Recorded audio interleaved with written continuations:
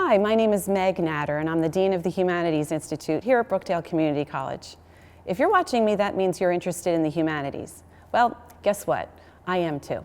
So here we go. I wrote you a poem because I like to be creative and think outside the box, and I bet you do too. Here we go.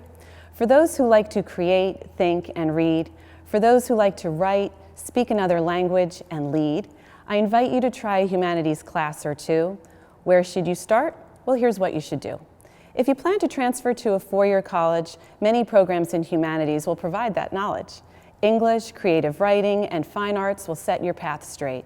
Photography, media studies, music, and theater are just as great. Prefer to head right into a job? That's another challenge the humanities can solve. Interior design, game design, and graphic design too, digital animation and architecture, video production like I'm doing with you. Whatever path you choose, our faculty are the best. Find me at open house, and I'll fill you in on the rest.